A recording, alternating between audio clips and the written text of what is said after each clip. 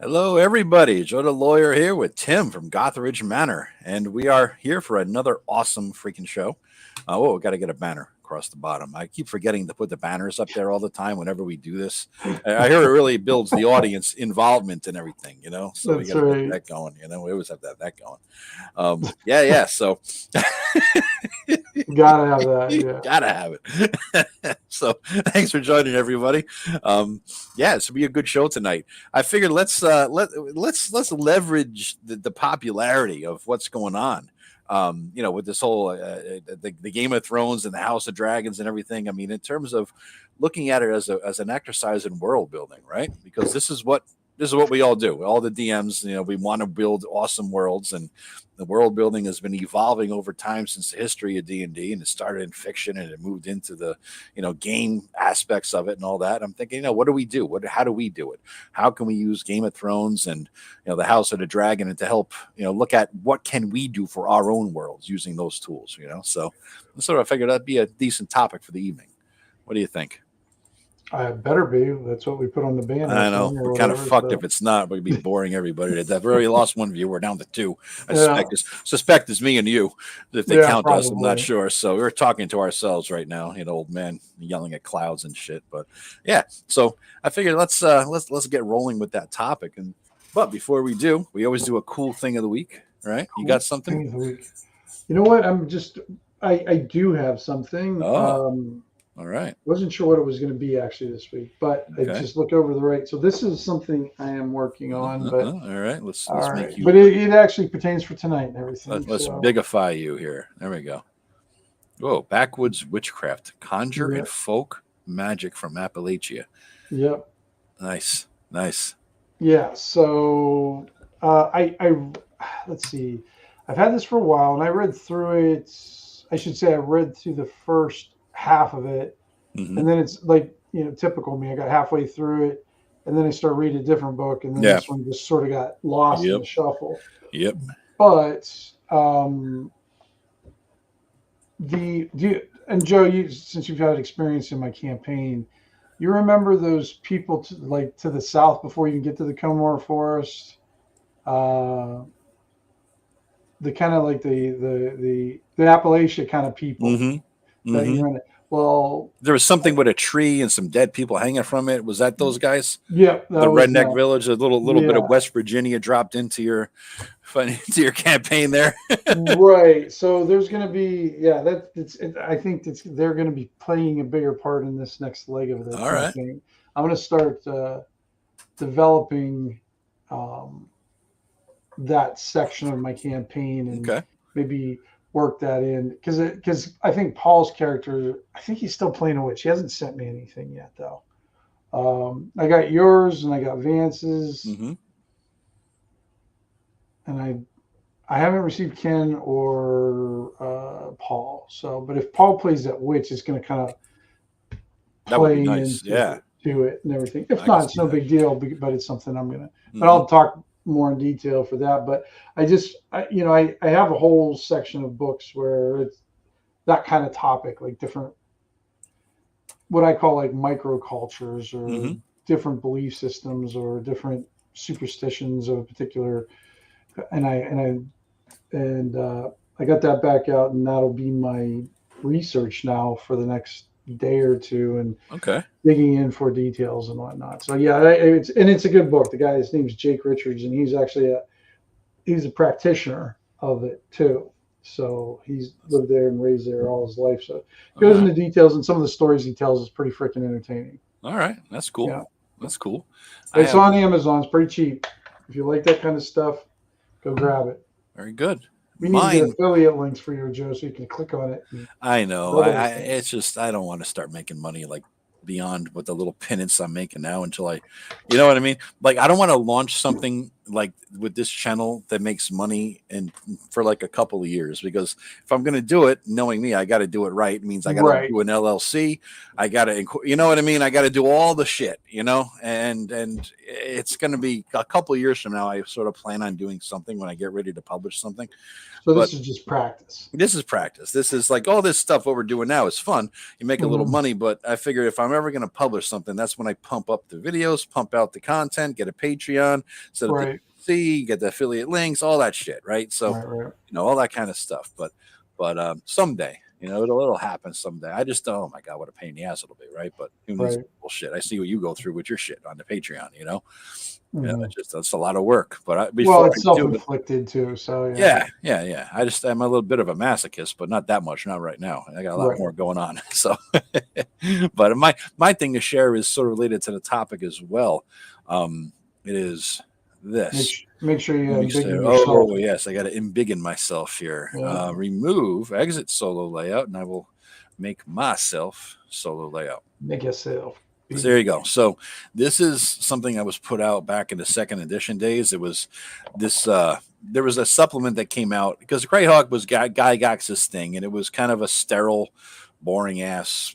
You know what I mean? It was just the facts, ma'am. Sort of spoken like a true 2E player. You know? Yeah, there was not much to old guys when Greyhawk came out. It just it was sort of like wow. You know, we finally got to see a glance at. You know, the whole thing. That was pretty.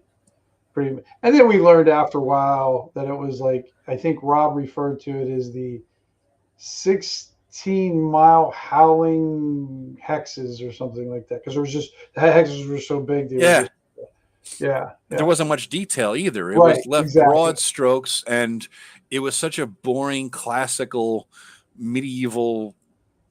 You know, bread and butter, vanilla kind of a thing. You know what I mean? There wasn't much to it. I know Greyhawk Ragnar's out there, sharpening his battle axe for me when he sees me in ShireCon. You know, so he's like, I gotta wear my armor. He's got a few things to share with you. Yep, but it always just seemed kind of stale to me and boring. I mean, it fit all the tropes, but it was human based. You know, high magic. It was a D&D setting, right? First edition, right? So, and even earlier than that, but what I liked Forgotten Realms when it came out because it had more stuff. There was more meaty parts to bite into, more stuff on the bone I could fuck with, right?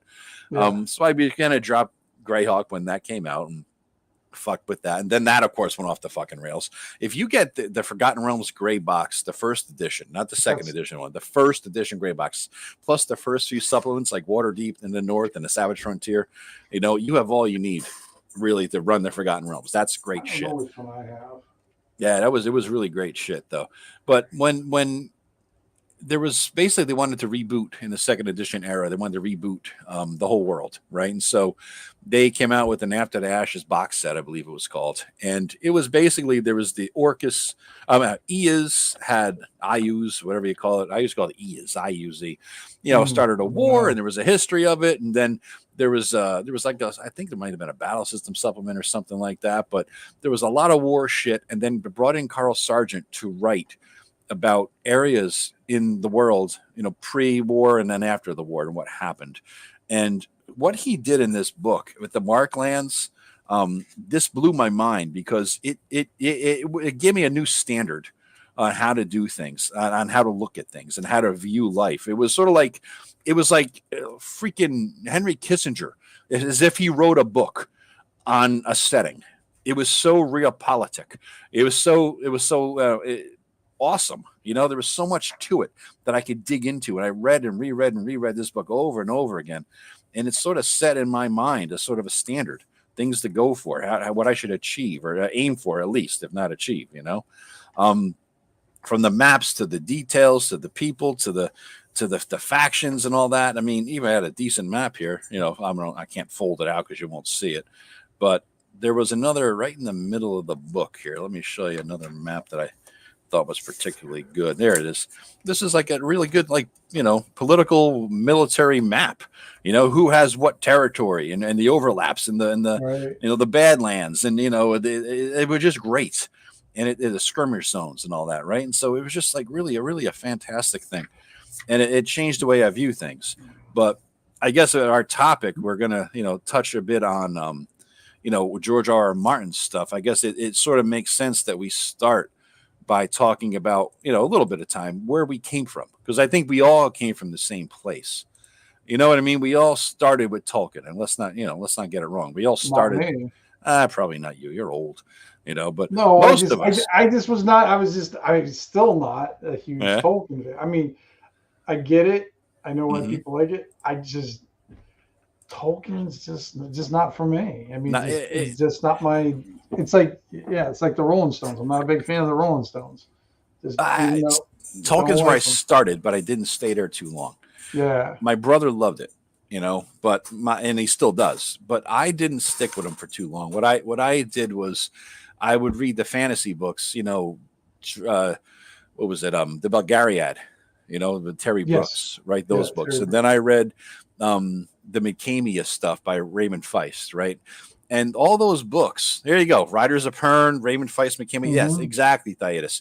So you start with Tolkien because it was the basis. And because in 1984, the DM who told me, read Tolkien first. So I read it first. I didn't stay there too long. I got into all the other shit. Low Dragon, Riders of Pern. But I remember each of the books that I was reading, right? All those different books, what they had in the back was a big-ass map of the whole world. Remember? Right. They all had a map of the world. And that was when I got my idea of everything must be worlds spanning a scope, right? Mm-hmm. Everything has to be big. It can't be like, one little region, one little settlement, one little area, 100 miles by 100 miles. I need to have the big picture in mind. And all of my campaigns need to have that sort of a scope from beginning to end. Yeah, you start as like Pug in terms of Macamia, right? You start with Pug, a young boy, gathering stones on the beach, who gets caught in a storm, and the wizard Culgan takes him in and sees potential, and he becomes a mage, and blah blah blah blah blah. And at the end of the series, everything is going haywire all across the world. Everybody's at war. There's the dragon lords are coming back, and it's world scope across this world and another world, and it's just big. It went from tiny to big, and on a world scale, right? And so that Tolkien started that. I couldn't get into the way he wrote. I just didn't like it. It didn't get me going as a 14-year-old kid. It was too fucking stale, right? But I did like the world scope stuff. So what was your start? What was where did you start, Tim? Your start point. I mean, let's see. If we're talking about world building, because you have a very different approach to me. That's why I thought this would be a good topic. The Comor Forest map that you give us is like 10 miles. And you can. It's like there's nothing there.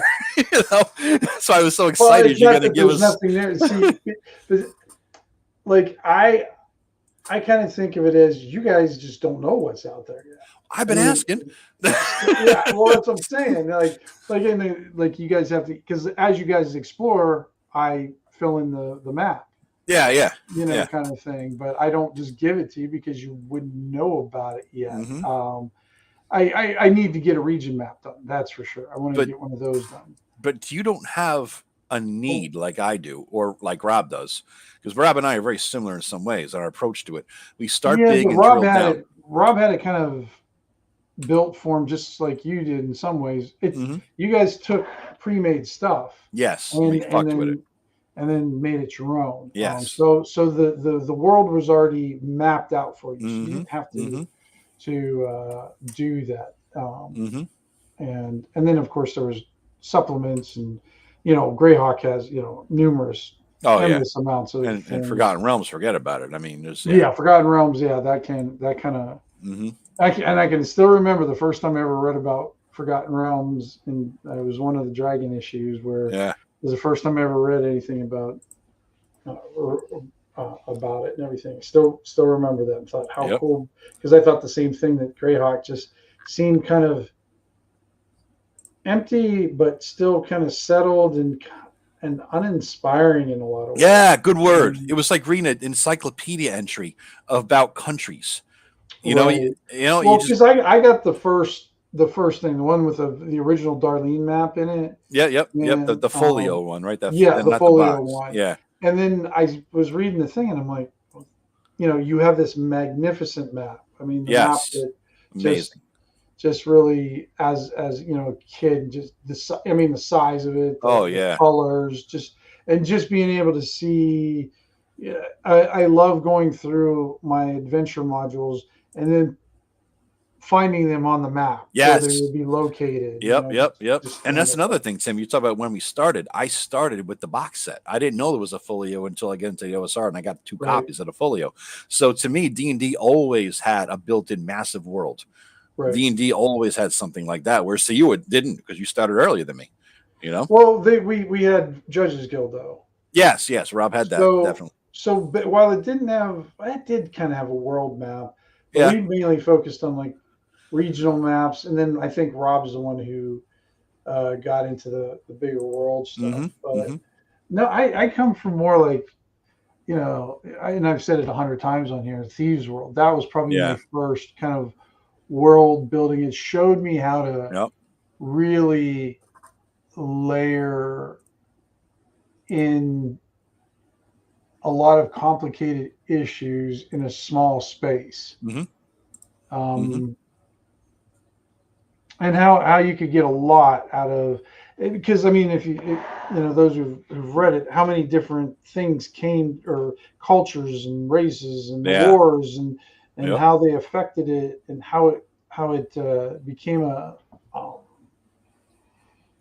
like a melting pot almost. A melting pot, yeah, that's a good word. Yeah, so that's I guess where more I'm coming from. I mean, Dragonlance was probably my first. Love that.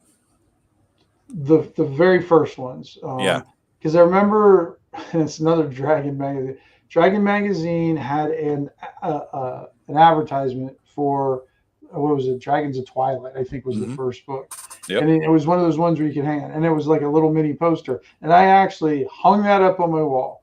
Nice. Strangely, a book advertisement hung up on my wall, which is wow. Like, and I came from no reading at all. I never liked reading. I didn't like it. I hated it.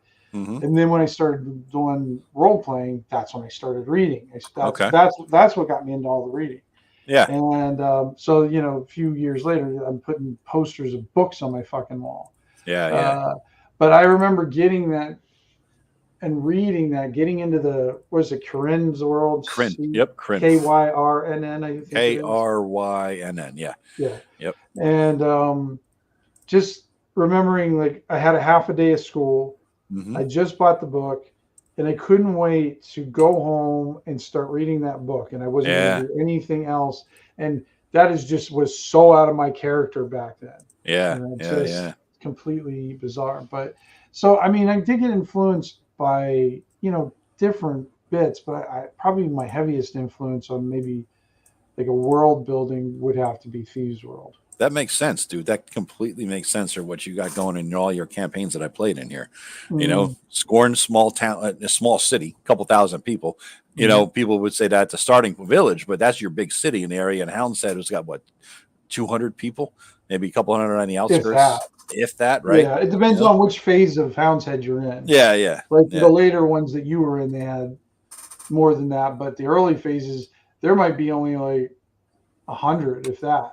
Yeah. It just depends on how many got killed the night before. Yeah, exactly. Yeah, exactly. It's the reality of it. Yep. Walk into the outhouse and take a piss in the middle of the night. You better be armed with your +5 sword. You had 3 random encounters on the way. Yeah. I mean, you're just dead. That's what I mean. You don't need to go more than 300 feet to level up to 10th level in Houndstead. Right. You just, so. The Raymond Feist ones was another one. I did like the first 3. I didn't really get in. And Black Company. Yeah, he was good. Glenn Cook. Yep. And a lot of those ones, it was like the original 3 that were always the best for me. Like once you got past that, then it. Yeah, I agree. I agree. Same but I didn't. But I mean, Black Company, I would have to say, was a big influence. Thieves World and Black Company, and then to add like a little bit of like the humor into the world, and was actually going back to Robert Aspirin, who was like him and Lynn Abbey, the ones who did the anthologies for Thieves World. He had his own series called the Myth series. Yeah, I was going to say, wonder if you're going to go there. Yeah, and it's just this goofy, group of folks that would travel Mhm. around and do stuff. And I don't know, even though it was really pun filled Yeah. and whatnot, Ken would love that. He would. Yeah, totally. Yeah, he would eat that up. See, I couldn't get into it because to me, that's the equivalent of a funhouse dungeon. That's not my thing. Right. You know, And you wouldn't think it was mine, but I really did. And I really enjoyed just the fun of the books. Yeah. Yeah. You No, that know, makes sense. yeah. That makes sense. So my start always started with big world stuff. In terms of what imprinted on me is my favorite. This is the thing. Yours, what imprinted upon you. It was Sanctuary. It was like a city. Yeah. Yep. That was it. Mm-hmm. That's what got printed on you. And so that's where you start. That's sort of like, it's like an imprinting thing, really. Yeah. It's like, okay, this is my starting point. It's my baseline, whatever you want to call it. And then you go from there. Right. So, everything I went for after that tended to be, like you said, there are Dragonlance and Kryn. There's a world. There's local regions. There's big regions. There's big worldwide events. So you start low level, you get to high level, and you're going to have some effect on the big worldwide events. Right. But the worldwide events are not driven by you. They're happening, and you're sort of like, oh shit, now I'm powerful enough that I could do something about it, maybe. And then as you get more and more powerful, you go from a city or town to a regional level, to a country level, to a world level, right? That's it. So when I look at other settings, like you said, me and Rob, we started with fucking with the setting and grew it and, made it our own, essentially. Broke it, grew it, tinkered with it. We started with maps, names of places and people, some of the main people, and some things, right? And so we just made it our own. And I think it's funny because what Rob and I are both kind of doing at the same time is, we're going to make our own world, right? We're going to take what we, learned from doing all those, take the template or whatever, the bones of something. Mm-hmm. Take the pattern of it, and I've changed so much. All I got to do is change names. It's not going to be Waterdeep. It might be Deep Harbor, shit like that, right? It's like, it doesn't matter. And I'm going to change enough about it because I did change it enough about it already anyhow. So that won't be, it'll be different. It won't just be a bullshit retro clone, because I could suit the shit out of him for that, right? So a retro clone of a setting, that's nuts. So what I look at now is, how I've matured as a person. You start off young. I know, in some ways, and very, very few, but in the ways that matter for D&D, I've matured in what I expect or look for out of a setting. We got matured away from the encyclopedia country by country entries for Waterdeep to Forgotten Realms, and what we used to imprinted upon us was all these other books that we've read and whatnot. Starting with, like I say, Dragonlance and Macamia and all those kind of things. And there's your model, but eventually you get to a more mature treatment of a setting, right? Like the Forgotten Realms game that I played with my brother for 4.5 years, and that in my late 40s, early 50s, that's a certain way. If I were running that in my early 20s, it would be much less sophisticated, much less realistic, much in terms of reality, that the way politics and worlds work, right? The way law and power works, because I didn't understand it then. I did not understand how the world worked. Now, I'm 50, 100 years old, and it's like I get it now, right? I'm a political junkie. I read a lot of shit all the time, random stuff about everything, like you do too, and Rob does too. And so we have a more sophisticated take on things, right? So I look at Game of Thrones, George R. Martin's world, Westeros and all that, and I'm like, it's the ultimate maturity of how a real setting works. And some people, like I when I first gave the books to a coworker who was into fantasy, older woman at the time, she was like 20 years older than me. She's like, it's so fucking dark and depressing. It's not like real fantasy. I said, I know, it's better. It's better because it's real. and his books I couldn't get into. I tried to read the first book like 3 different times. Yeah. And I just could not get through it. It just was not for me. Well, to tell you the truth, I don't know if I could read them now. I mean, when I started reading them, when he started writing these things, it was 20 fucking years ago, this asshole? It seems like, it's taken quite a while. I mean, I'd have to, at this point, reread them, and I don't know if I have the brain power to keep track of who the fuck is who anymore. Right. You know what I mean? Because what you could, it's like I read the Silmarillion in high school. I kept track of shit.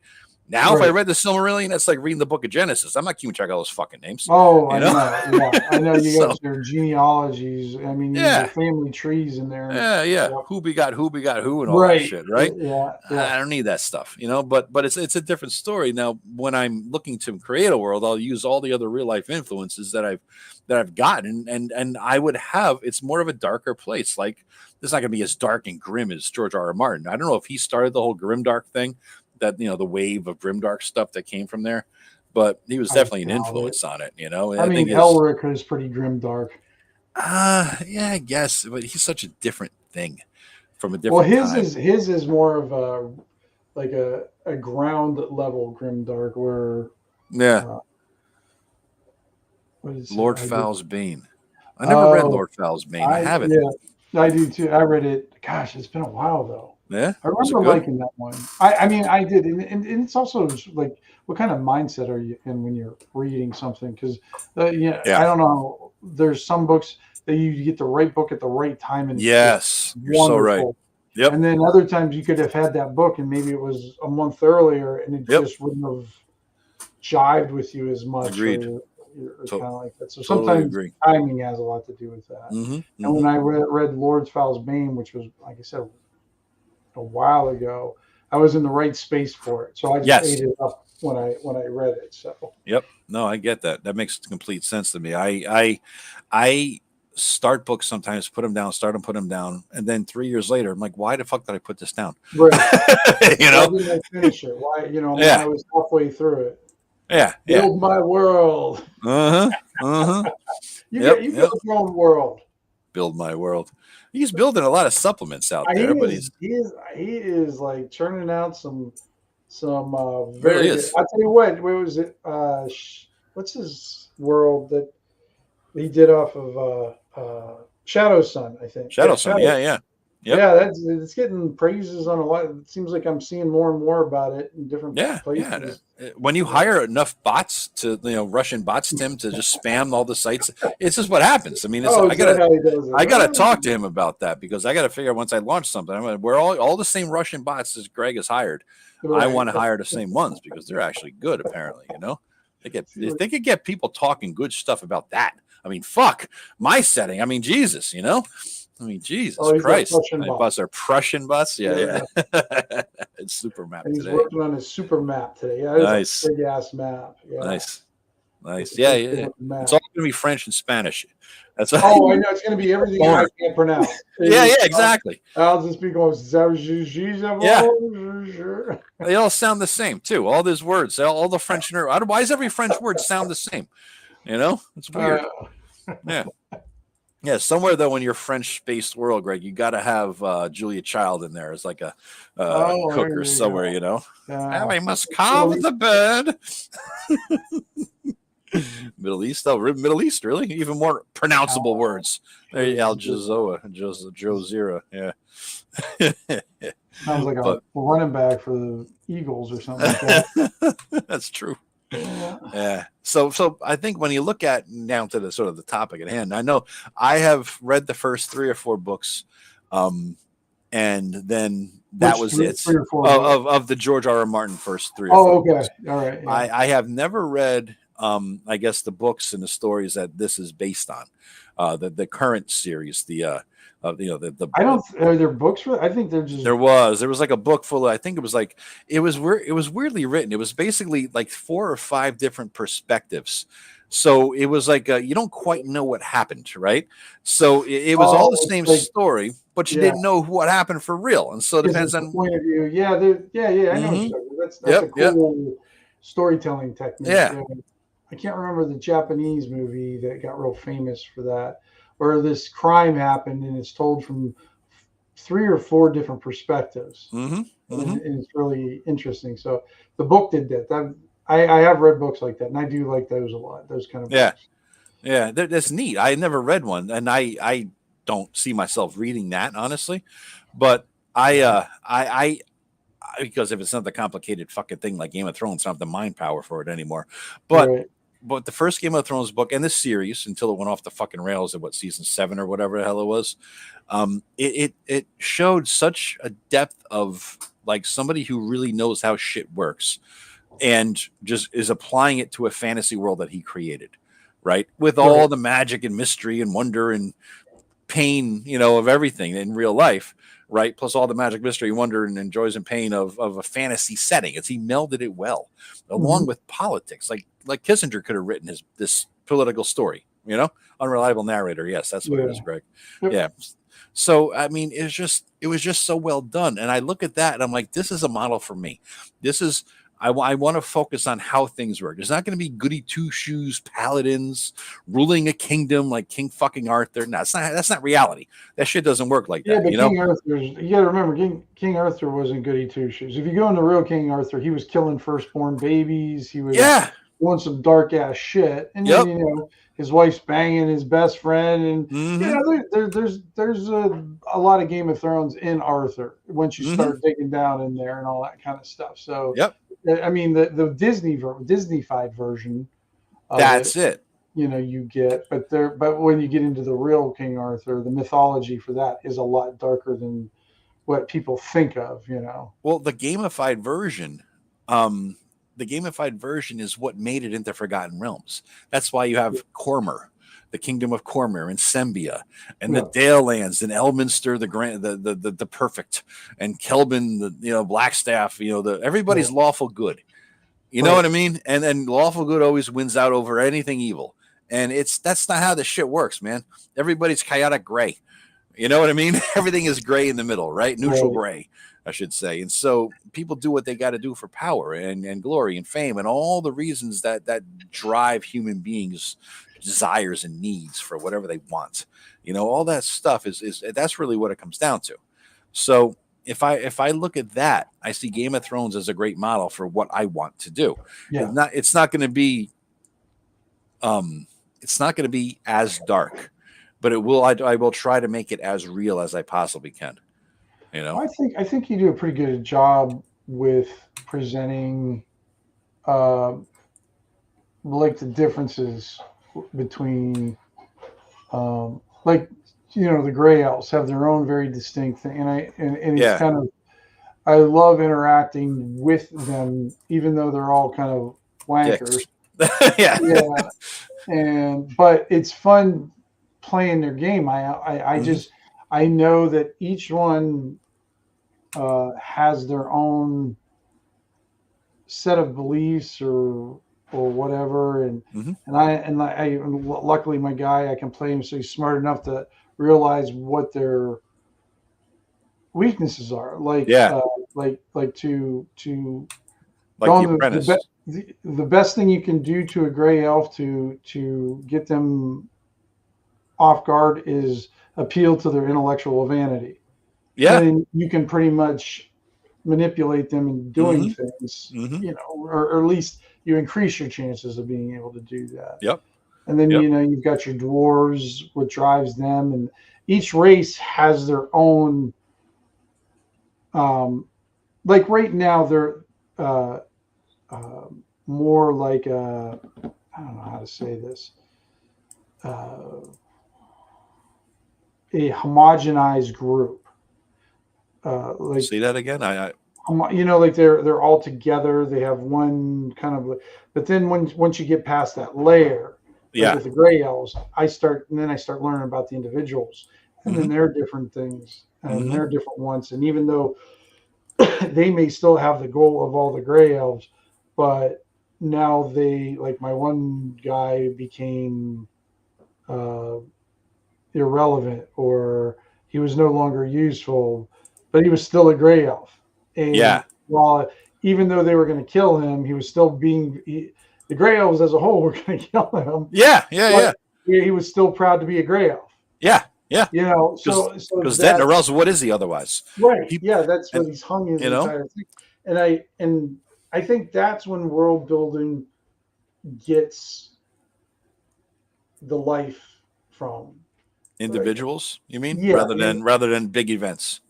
Well, the big events definitely move things forward, but what the big events do is it lets you know where the individuals are, where the individuals stand, because when the big events happen, you can't stand on the sidelines. You're forcing action for everyone, and those big events let you see like people's real colors. Like even Yes. though everybody's gray elf in your Yeah. campaign in this area, but when the big event happens, all of a sudden you start seeing the little factions kind of breaking that, seeing little cracks here and Yep. there. Yep. Like with And, Vesper that you encountered. mhm, At first encounter with exactly. Vesper was one way. The second encounter, when shit went down with the orc, he's like, you know what? Fuck this asshole. And You I know? think that's where the beauty is in world building, is those Yeah. cracks. You Yes. I know, agree. it's I don't know what that. I'm using a weird analogy, but you know that uh, Japanese art where they smash a vase and they put it together, but where the cracks are, they put it back together with gold, and so it looks like gold veins are running through it. Interesting. And Interesting. that's why I kind of think of the cracks in the world building. It's a beautiful gold cracks. It just makes it look so much more amazing than it was Yeah. when it was unbroken. Yep. And I try to bring that level of personalities into the town. That's why I spend so much time detailing people in the town of Parnas, because it is where you're going to be based. You need to know who they're all about. I'm going to go Yep. to the trader. What's his name? I don't know. I don't care. Does he have this? That's not how it's going to go, right? Right. You're gonna talk to Billy Bob, whoever the fuck, and you're going to figure out based on what you know about him over time. He might Right. divulge some things. You might talk to. You might give you clues. You talk to him. Everybody has a story, right?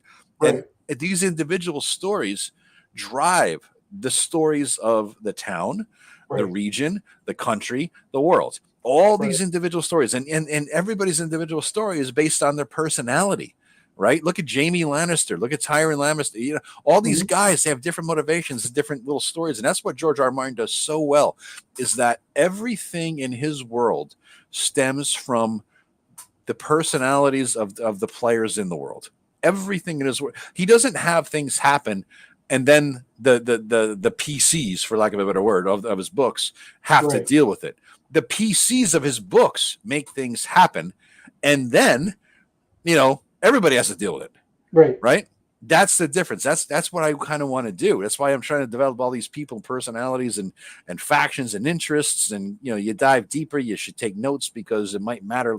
5 sessions down the road that so and so said this, right? Yeah. And I don't know that everybody likes that, but it's how I have to DM.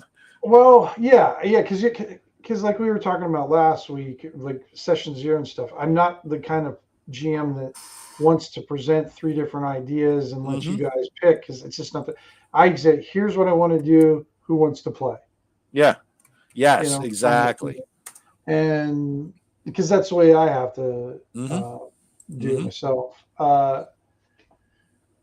No, I forgot what your point was there. It was about the people driving the stories, and the stories drive the world, rather than the world has its own stories, and that's unconnected to the people and the PCs, right. basically. Yeah, Yeah, that's what I was. but like let's take Babylon 5 for Oh example. yeah. Because I mean that's a great one to do there.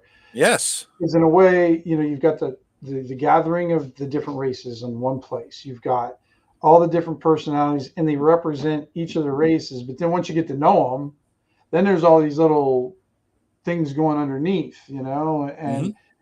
and one of my favorite episodes, and I've probably mentioned this before, but you've gone through 4.5 seasons of all Mm-hmm. the world movers and shakers making their moves and Yeah. their armies and everything. But Harlan Ellison wrote this one episode where it was from the point of view of 2 maintenance guys on the ship. And Ah. that was the best fucking episode I thought of it, because here's Yeah. these two guys sweeping the deck with these things, Mm-hmm. and as this big war is going on with this race you never even saw before in Babylon, Yep. came out of nowhere, and their reaction to everybody. So Mm-hmm. it was just really kind of cool to see their effects even on an individual basis, and how they inspired or horrified Yeah. the populace and stuff. Yeah. No, that's I love that shit. Now, in my world, those guys would have, they may just be the janitor or the maintenance guys fixing after the fight, right? Right. But they may have info, they may have knowledge, they may have tips Hold or on. ideas, they have a story, a background. Oh, you got Ivy alert. Okay. She just want to make sure she put on the dryer. She want to make sure you're hearing it over here. Yeah, no, not at all. Hello. Yeah, but these guys would have some impact, right? And your PCs could interact with these guys. And even though at first level and they're 0 level, you talk to them and blah blah blah. You go back when you're 10th level, you head back to the original town. He's Bill, the bartender, still going to be there. You know, Bob, the hay stacker, still going to be there, right? So you're going to be able to talk to these guys and have deepened relations. Like when I go back now, every once in a while we play with my brother on the 5th level, or the 5e campaign, where you got to like in their high 20s. Right. And there's nothing he likes more than going back to the old places. Right, going back to the original town, we started in Fandolin, right? And I of course changed that around and all that shit. And so, but he had these old, relationships with people. And one of the kids from there, who I created some of the kids in the town that, they looked up to these guys as mentors. One of them became his apprentice. And you go back and you talk to the low level people you talk to at first level. And you still, it's kind of cool because you're not walking around like with your balls, in a wheelbarrow because they're so big, they don't want them to drag against the ground. You go back there sort of humbled a little bit because you know where you came from. You know where you started. And these are the people that you got such a connection to from all the times you role played with them that made your character do shit. It wasn't for gold and glory and, hookers, blow and rock and roll. You know what I mean? Some of it was that, right? But it was also because, this little kid got kidnapped by the thing. And then over the course of time, you grew a relationship with their whole family. And it was like all that sort of thing, right? It is a whole lot of bookkeeping, Bub. That's the big pain in the balls. I got ridiculous amount of notes, and after every session, I got to sit there and write them all down, and then I go back again after I figure out what's going on. I'll get ideas. I review my notes, right? And then I'll just try to figure out, okay, what can I do based on all these things that happened today? I go back to everything that I had in the past with ideas about the world, about this is going to happen. Now, big world events are going to happen, right? They're just going to happen. Right. And so I know what some of those are. And I know what, the regional ones and the town ones and the city ones. I say, okay, based on what these characters just did, how does that affect anything? Or does it? It may not. It may or may not, right? But I don't know until I sort of apply what you guys just did to the architecture, the structure of what I know is coming up, And then as you get higher and higher level, you get more power to affect everything. Right. Because your story, your drives, your motivations, the character's history, the past, creates the personality that the PC eventually, the player applies to the PC. Right. So, yeah. That's a good question, though, because, I mean, so I think that gets overlooked a lot of times when you're doing world building is how to keep track of it, how to do the bookkeeping on that. And that is definitely one of my weak points. That it was funny. I did a podcast earlier today, and that's kind of the topic I was talking about. I was looking maybe like yesterday, I spent some time looking at some campaign programs to see if that would help, or like Obsidian Portal, that sort of thing. Yeah, that kind of thing. But I had free, what do you call it, free trials for those. Yeah. But I don't know. They just don't seem like they would fit that well with the way I want to do things. Yeah, you got to have your own style. You got to have your own style. But this campaign I'll be doing something that I've never done before, and that's record all the freaking games. What do you mean? You're recording this? Oh, because we're going to have a broadcast here. Yeah. Oh, shit. Yeah. Think about that. Hey, O'Neill. You have a constant record of it. What's up, O'Neill? Yeah. So if I forget something, I can go back and, listen to it fast forward or whatever. Or if I don't think I remembered something right, I got it on record now. Mm-hmm. Yeah. But you still got to write it down, dude. Trust me, our memories, well, that's the thing. I do write stuff down. Yeah. But I write it down as if I'm going to remember what that means. Yeah. So I not only have to write it down, I have to write like an explanation to why I wrote it down. I can't just like sketch down like, big grin, fugly shopkeep. Yeah. Ted. And then I'm like, okay, but what did Ted do? Why is he important that I wrote down? Kind of thing. What I used to do in the past, this was a weird thing, is I used to have my own separate blog for just that campaign. Yeah, I remember you did that for a little bit. Yeah, and I'm going to try to do that this time. So if there was an important NPC, it was an actual link to a document to like Google Docs or something, and then that would have the information in there about the character, and then also it'd have a series of your encounters with that. So on 5/22/24, Joe told Ted the shopkeeper to go pound salt. But on the next session, Joe came back and gave him 100 gold pieces, but it would all be listed there. So your historical interaction would be listed there. Yeah. But like Bubba Creature mentioned, it's a lot of bookkeeping, but it's worth it, Yeah. to do. Yeah. And I want to get better at this, because usually the best time to do the bookkeeping work is like right after the session. Yeah, if you don't do it right away, you're fucked. You're never gonna. The problem is like we end sessions at 10:30 at night, and then you got to get up the next morning. Yep. And it's going to take you probably another hour to get, and you got to wind down, because after you get done running a session, you're always kind of a little jazzed up anyways. Yeah. And you got to calm down. So if you start writing about it and then you try to do it, you're not going to bed until like 2 o'clock in the morning. Bingo. I'm too wound up. That's why I do edibles at night. I can't fucking sleep otherwise. I'm too, after a show like this or after a game, I need to like, all right, I got to close the brain down a little bit, but look what I just pulled up here. I'll share the screen. But my issue is with the Brighton bits. My problem is getting the players to mesh with Bub.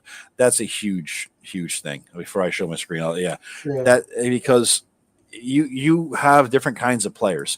You got the beer and pretzels type. You got the guys who just show up and want to have beer and fuck around with their buddies, and that they will never ever give a fuck or remember anything. And even if you make them take a note, right? You make them write it down. You make them print it out. You can fucking laminate that shit and have them thumbtack it to the fucking wall because it's important. They won't remember it, right? And that's not the kind of player that fits with a grand world building campaign like we're talking about here, like mine at least. It's not, and even yours, Tim. You need to know a lot of shit with yours, even though it's smaller scope. You need to know who's who and what's going on, right? There's depth to it. You don't have to have a huge world scoping game to have to know a lot of shit about what's going on. So you need the nuance. So without the nuance, you might as well just do random encounters and random tables and random monsters and random bullshit because it means nothing. So you're always going to get players who do not mesh with the world. In the current game I got now, both of you guys, both different groups, right? Tim is the most intermeshed with everything. Mostly, I think, because it's his personality to be so, and I think we started out with him as a one-on-one solo, so he had to know a lot. Yeah, that helps. Other players, so you have a lot of background. Other players had their own solo adventures, but then they intermesh with the group, and then the group split, and here they are. But I know, for example, that I remember telling Eric something vital, his character, his gnome, and then everybody was going to bring something important to the table at the first session. I kind of stressed that's important. You don't remember shit. You remember a goddamn thing. It was just not there. We can't get the guy to move his fucking token on roll 20. He's not going to remember the all important shit that I was like, all right, I'm going to have to drop this somewhere else into the game through somebody else, because it was important knowledge. And I thought it'd be carried into session 1 or session 3, whoever it was. Right. Nope, not happening. So so basically, it just wasn't a thing, you need, but as long as you have Bub 1 or 2 guys in the group who do that, you can get by because the other guys who don't do that will rely upon the one guy who does drive it. Drive this stuff going on. I'm hoping for the next round of RPGs I run, I get new players who will actually be interested and want to play. Yeah, well, it'd be unfortunate. Maybe you got to get some new players. That's it. Yeah, if they're not that interested. I mean, sometimes you just gotta change out a little bit, or even just like infuse some new. Because I know when I run my campaigns, while I'll have the same people, I do like to introduce new people to it. I always, every time I start a campaign, I like trying to get at least one new person in there. Like this time it's going to be Paul.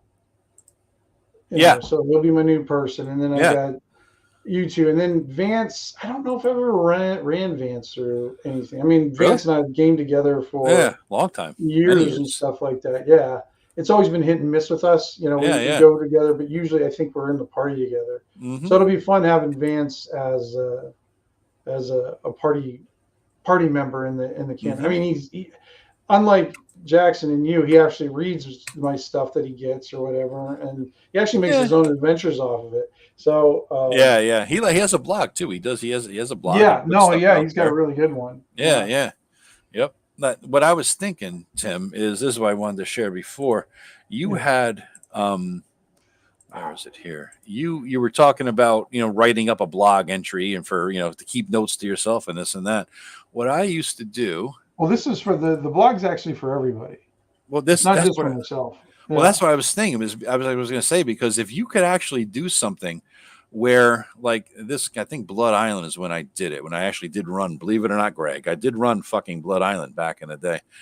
And what I had was everybody could do. House rules and this is Obsidian Portal, guys. Oh, that's Obsidian Portal, okay. Right? So you have built into Obsidian Portal a dashboard with all the whatever the hell is going on, the latest, greatest, everything. It's like an intro blog page, right? Okay. And then you had secrets. So I guess I have to upgrade to get secrets. But the thing had a homepage where it had a forums where it's like boards, right? You could do forums. There was a calendar of who's playing what, when, what the days are. There was an area for adventure logs. Now, this is a cool thing. What I did was I bribed everybody. I said, if you, after our game session, this is 2013, 11 years ago, right? After our game session, if you enter a post, from your character's perspective, right, of what happened, first person perspective, you will then get XP, whatever the XP part is, right? So I had these guys I don't know who. God, it's funny because I don't know like who the fuck these players were at this point. It's been so fucking long. All right, so here, Wrath. So anyways, this is from Wrath's point of view, what happened. So anyways, I hard to check out one of these places the ancients had hidden in long ago. Now, with my talents, of course, it was up to me to inspect things to be safe and on the up and up, which is what I did. Did it well, too, as we all survived. But there was this cup, you see, or a jar. It was clay or something, and it was empty except for some dust. So I added water, but that just gave me some dusty water. Then I filled it with water, and nothing happened. Nothing. I don't understand why the others were upset that I threw the jar away and it broke. It's not my fault it broke. It broke because it was like clay or something. A solid tin cup would have just bounced, All it was a stupid jar, and I'll buy him another. Signed, Wrath. Right? That's just 500 XP, right? Just for writing something from your character's perspective, because that helps you get into your character. Sure. Right? So it's a dual purpose. You're helping the DM by telling what the fuck happened that you remember, and you're helping the DM by telling the DM what's important to you, your character. Right? And so you can sort of focus on this sort of thing. Now I know he likes it. Rat had a thing like, had a little fun puns and that about jars. Wrath probably was going to get a jar every session. It's like a little shit like that just to fuck with Wrath and the rest of the group, because apparently it pissed the rest of the group off, right? And so you get XP, you get to understand what the players' motivations, drives, desires are. You get to see from their point of view. They get a good creative writing exercise, right? See from their point of view what's going on. It's like a Dear Diary entry. Right. So that really does help. And if you want to do something like that, Tim, we could write our little summaries, put it on your on your post there, and on your blog post rather, and then we got some XP for it. What's the price of Obsidian Portal these days? It was like, God, I don't even know. I haven't subscribed in million years, man. Million years. Let me see. It was probably, I don't want to click on settings. I don't know. No, that's okay. That's all right. Yeah. I just didn't know if you knew the price or not. Character, Craig, what did he say? My character remembers 20% of Joe's proclamations. Yeah. Great clarity. Nice deception. Is there a dashboard to publish everything before you die? Well, then it becomes a memorial, I guess. Then. Yeah. Yep. Put your will in there too if you wanted to. Yeah, there you go. Yeah. There's actually a game that does have a will in it where you have to fill out your will to see what your stuff. Yeah, I can't remember. I don't know if that was Hackmaster or something else. There was one that I thought I remember doing that. But yeah, I'm looking for a way to do that. I think I know how I'm going to do it, but I'm going to tweak it a little bit. There's a couple different approaches I'm going to try, and I'm going to use those during the 0 session games that I'm going to see which one seems to work out the best and everything. Okay. So, well, here I found the thing here. Let me show it to you. Share screen. Boom. There. All right. So if you want to upgrade Obsidian Portal, I have the free nothing in it now because I used to pay when I was doing it before. So right. now you can upgrade. There's only one level upgrade to $50 Right. a year, $5.99 a month. Okay. So it's not bad. You could have No, unlimited not bad. campaigns, right? Custom styling, player secret section, a campaign calendar for So who's what showing up happens though when. if you like have unlimited all this stuff, but then you don't, say a year goes up and you don't renew it? Does it? They're Do you still lose there. everything? Like I It is saw still there. all my campaigns were still there. Yeah. Okay. Oh, I Yeah. guess Yeah. you did throw for all your campaigns. So. Yeah. 2 megabytes and 10 gigabytes. I mean, that's going to be your difference. You're talking pictures and art and all that stuff. I mean, Yeah, now, there's one place though, Joe, now that's Mhm. unlimited. Really? Yeah, it's unlimited storage space. Interesting. I Interesting. don't know which. I just it actually got. I think it's the one that got nominated for an Emmy this year. That's what started me down the rabbit hole yesterday. Really? I was I was watching Eric's YouTube episode, and then I thought, you know what? I didn't even know any nominations were out, so I wanted to Yeah. see if there was anybody there that I knew, and I was glad to see a few familiar names. Yeah. Yeah. And Anybody we know? I mean, any well, old it school looks like guys? Kelsey's up for a bunch of different awards That's for cool. Shadow Dark, so That's I cool. hope she wins a bunch of them. Yeah. But then Yeah. there was one by I can't think of his name now. Luca, I think. I I don't think recognize it. yeah, you'd know him. He does like wizard, fighter, thief, like his name. Yeah, and he Okay. does artwork and he writes a lot of stuff. You know, Okay. he's an old OSR. I think he's a Okay. lawyer too. All right. That's cool. In real life. But yeah, I was glad to see him get nominated for. He's the one who did the Ultraviolet Grasslands, I believe. I don't recognize that. But I'm just glad to have anybody in the OSR getting notoriety. The only time we ever really got a lot was when we infiltrated 1 year. Everybody who was doing flail snails on Google Plus, there was a concerted effort to infiltrate the Ennies, and we had a lot of people who ended up being judges. And as a result, Raji got a whole lot of awards I do because remember that. Yeah. we were all playing. I remember Reese was a guy who was on it. A fucking red-haired chick, I think she was on it too. Maybe with her boyfriend. I'm not sure. They were both on it or just one of them. There was Anna. There was a bunch of us bottom line, and then because of that, I know who you're talking about. Yeah. Okay. We were able to get like all these people to get in there and say, this is good stuff, and we're gonna vote enough for it that it's gonna win some shit, right? So it wasn't like it was fixed, because that's what goes on in any award ceremony where judges have agendas and motivations, right? Well, no, it's a popularity vote. That's all it is. If you can get enough of your people to vote for you, then yeah, you're going to win. That's what it's about. And that's what they did. So they got a lot of recognition. So never had the same level of recognition after that, though, right? Because that was like the high point. After that, they just sort of stopped it from happening. Anybody who was OSR adjacent just like, fuck you, old man. Well, no, because I mean, because if you look at it, there's always been a few Diogo won, best adventure, best adventure 1 year, and then you have what's his name, Glenn Seals seems to be winning gold for photography all the time, as well as it should. I mean, some of the product stuff, and I think only Raji's stuff has gotten like product of the year. Most of it's been like Cthulhu or I think those are the big ones, but I think Kelsey's got a really good shot at I hope so. Getting an armful of Ennies this year. I hope so. Yeah, I do too. I would really. It would be really nice to see her do well, and maybe some of the other folks bring home some stuff. Yeah. O'Neill says, "I'm lazy and I can't count on one hand how many times I ran a game. I'm using Rob's Black Marshal. Very nice. For my kids. Probably solo play a bit beforehand, then maybe run it for the group. I mean, yeah, that's cool. Yeah, it's a nice setting. Rob and I would go back and forth on his Black Marsh setting. This was years ago when he was first coming out with it and everything like that. But no, I mean, Rob really did, I think, in a way, one of the best. and I don't think he gets is not enough credit as he deserves for Black Marsh, because here he offered this beautiful campaign setting for free. Free. And it really, because I don't know if the NEs have anything, but I mean, guys, sometimes you just need, a category of like someone who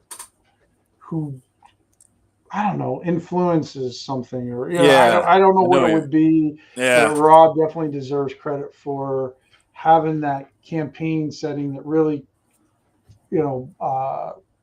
brought people to create on it. I mean, it's been translated into I don't know how many different languages now. Is it really?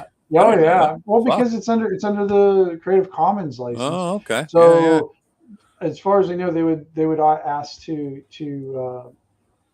redo it, and I think I've seen the copy over in Hungarian, and then the one in, I think it was French. I don't know. Rob showed me them when they came through. That's got to be cool, man. And it's smart on Rob's part too, because I remember when he said he did his last Kickstarter for this, the new Paid. He basically said, at one point he is going to do a mailing to everybody who's ever downloaded or bought anything. Yeah, because you get their emails. Yeah, and so you can just thousands of email addresses that he advertised. So giving away something benefits everybody, including himself long term. And I don't think he did it for that purpose, because he wasn't really thinking this back then. I mean, I think that was his long play. I mean, I think he did want to get. I mean, because Rob is big into having it out there for anybody to use. That's why he did the Creative Commons. He offered it for free or whatever, and everything he does is pretty much under the Creative Commons. Yeah.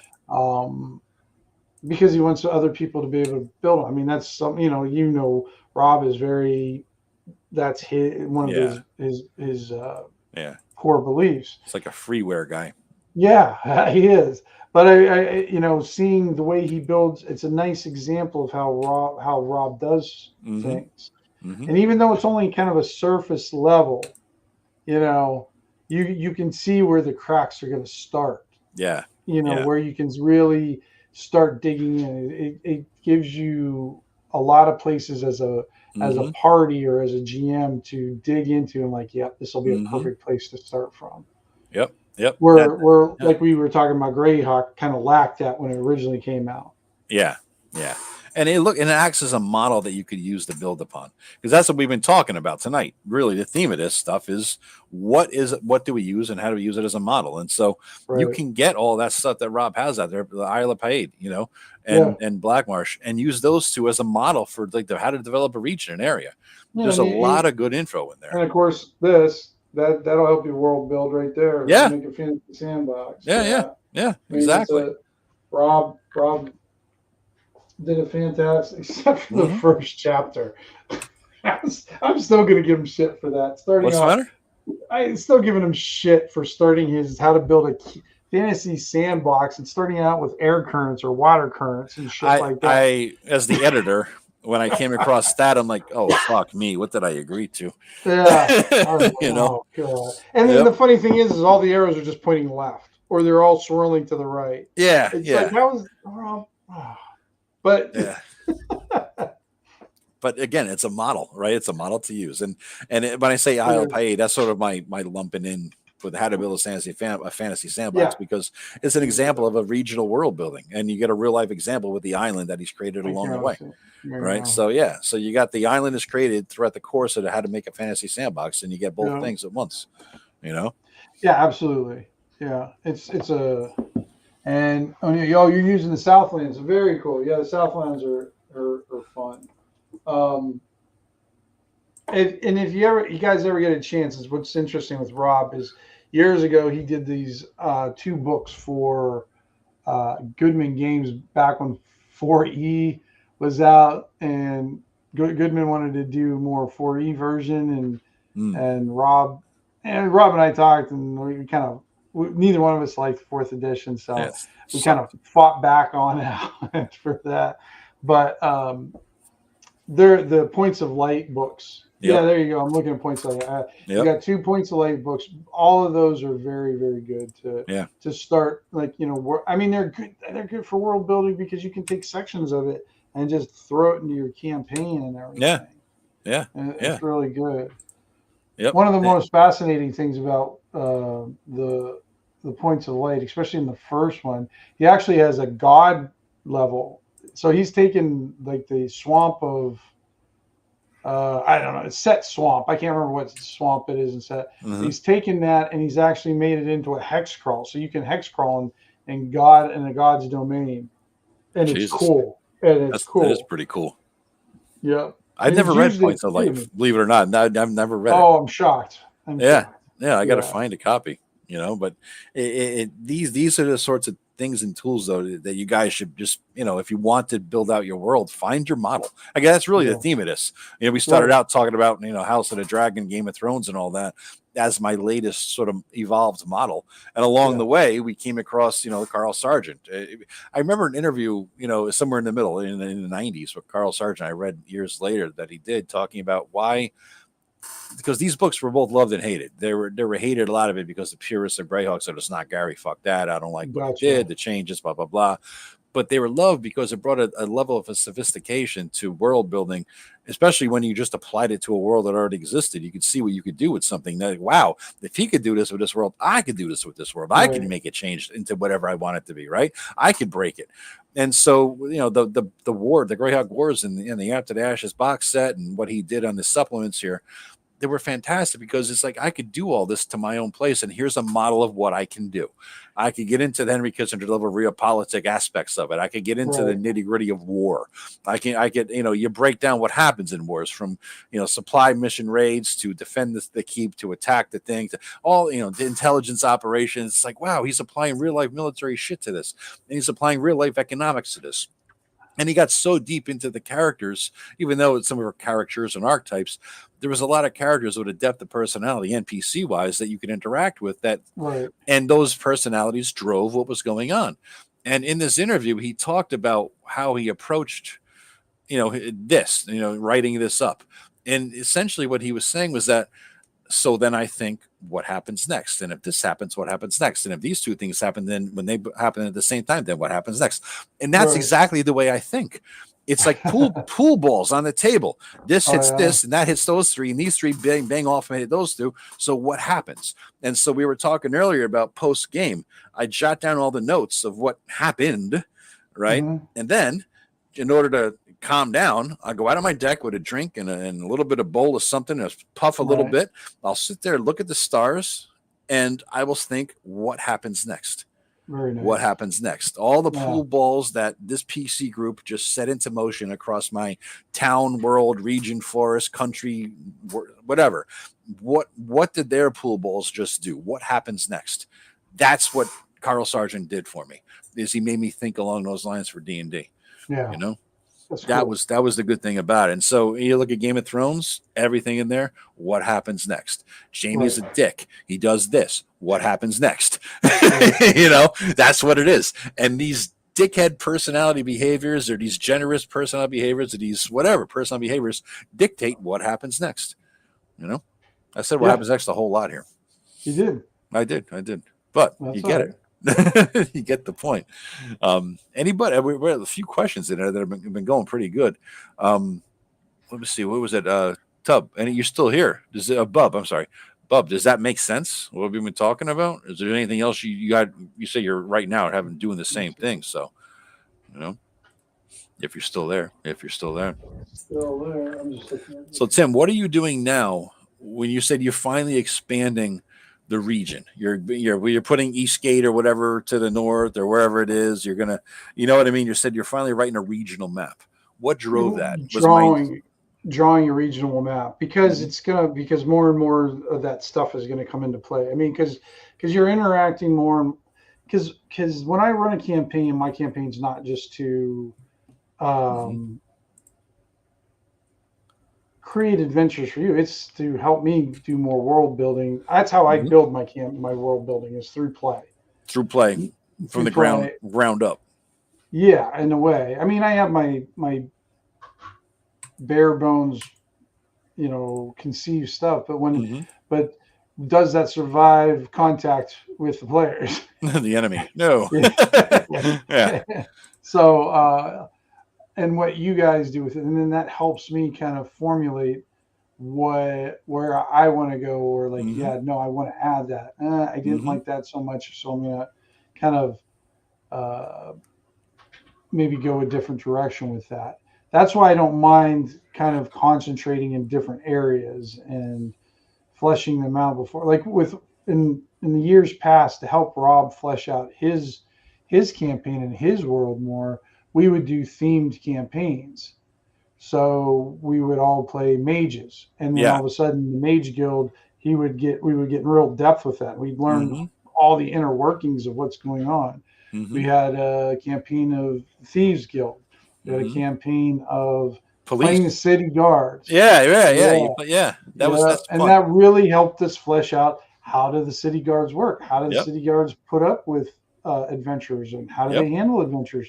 And it was very interesting when we put our players in those shoes. It really forced us as GMs to take a look at that and figure that stuff out. And it Mm-hmm. also helped the players kind of figure out, like, when they would do dumbass stuff, Yeah. There will be what's consequences. yeah, there'll be consequences, and that all these city guards that are coming after you, they're not all just cardboard cutouts. Yeah. I've got 14 of this same figure, or miniature, so this is my city guards. Mm-hmm. Mm-hmm. Kind of thing, that they do have a little bit of a nuance to them. So, and with you guys, it does help me figure things out, because I start with zero. I mean, basically the way I built my campaign is micro adventure after micro adventure, Yeah. small hamlet, and I put these little tiny ass puzzle pieces together. Yep. And then I get an idea for this, and I get an idea for that, and then I just start building and building on. But I mean, like the probably I had a 3.5 year campaign that had a lot of stuff going on, real rich and all that of content. I thought players really enjoyed it. Actually, one of the players at the end actually died to become a god. If that sounds weird, it was. Died to become a god? Yes. Yep. Okay. Yep. Basically. And then I showed him the campaign area of all the places they traveled and all the stuff that they did. And it was like a 50 mile square area, and that was all it was. Yeah, yeah. But to them, it felt like it was a world spanning campaign. Mm-hmm. I mean, they felt like they were in all these different areas, all this stuff. And then when I showed them the actual map, it wasn't that big. It's funny, the approach you took, because it's so dramatically different than Greg's. Remember Greg's campaign we played for a little bit, and he had a whole world map, right? Yeah, yeah. You were doing a lot of world traveling. Yep. Lots of world traveling, but the world traveling was like, you're on a ship, time passes, you're now 3,000 miles away, and you're going into the pyramid, right? And so it's like he had a massive world map, but he was very high level in his approach. He wasn't nitty gritty, like we're talking here. And the entire world was the sandbox, right? Yeah. The entire world, but there wasn't like the level of depth of, and I know every guy in town's name. You know what I'm saying? Right. It was a different style of doing it, which was fun, but it's a very different way of doing things. Yeah, something like that. No, absolutely. It's just a different approach to doing things. Yeah. Because you got to explore his whole world, where mine, not so much. No. It was a module that I released, so I just didn't prep that for my personal game. Say again, Greg? That was a module that I released. You released that? Yeah, that was what was it? Terra Invictus? Invictus or something, or Incognito? I don't know. Yeah. Okay. I think that's what it was. Yeah, but he had every hex had something going on. Like there was, hundreds and hundreds of hexes. I remember asking Greg, it's like, we're going to get mules and everything. I was like, well, I don't know if I want to get a mule, because, it'll just get attacked or killed. And then he's like, oh, you don't have to worry about it unless you guys run into a giant eagle or something like that. And then it was the first hex we came. Yeah. Or Hippogriff, or where the fuck it was. Yeah. I was like, what the hell? And then it kept chasing us everywhere we went in the world. This motherfucking thing chased us. It was like they had like a range of like 50 hexes that this goddamn thing traveled. He's like, fuck you, motherfuckers. We'll kill your mule with this giant fucking thing. It's going to swoop down and take it no matter what. If you avoided it now, nope. Plot armor, bitch. It's coming. Karen Victa, yeah. And it was a 300-page campaign set. Wow, I didn't realize it was that large. Yeah. Yeah, Every hex had detail. Remember? Well, yeah, because each hex had its own random table. Yeah. I believe that it could happen, or what when you went through. So yeah, there was a lot of detail on that level, because his campaigns kind of, or his campaign build was interesting because it's at a level that I'm unable to do that. Doing it by the hexes like that. My brain has a hard time. Agreed. Grasping like scale sometimes. Mm-hmm. I like the other day I was trying to draw the regional map, but it just wasn't working because I couldn't get the scale right. And sometimes I have a hard time. If I get the scale right, then it's much easier. But if I struggle with getting the scale of like how far apart things are, what is in between, and where, if I do it the way I do it, I do it like the guy who wrote Babylon 5. How long does it take from the party to get to Hound's Head to Scorn? Well, they can travel at the speed of plot. Yeah. Like that's what he used to do with hyperspace for that. That's what he used for hyperspace. So for years I can make it long as short as I need it to be, but I've got it down to actual measurable days because I need to have those solid answers. You do too, because that's where it breaks down. Look, everybody think of a Game of Thrones in the final seasons where and everybody's going to be groaning because I know what I'm going to talk about. I don't think you watched this season though, Tim. I think you stopped at 3 or 4, but near the end, Jon Snow was in trouble and he already had started a relationship with Daenerys. Daenerys is way to the south. He's way to the north. He sent some man to run and basically find her with her dragon and save him. He made it across the hundreds and hundreds of miles in like 9.5 seconds. Then she hopped on her fucking dragon, and after she got the message, it saved him. It was as if they were in the same combat. Maybe a day or two, it seemed like it had possibly passed. Right. And she's there all of a sudden. I'm like, the whole world was like, wait a minute, pull out the map. What the fuck? How? When? What? Right. It made no sense. So when that shit starts to break down, it's as crucial to me that makes sense as we do orcs take a shit. There has to be some semblance of logic. I get what you're saying about as fast as the plot goes, and that's one thing for telling a story. But D&D is where a story comes out of something, right? And if it doesn't make sense, nobody's going to buy into this thing.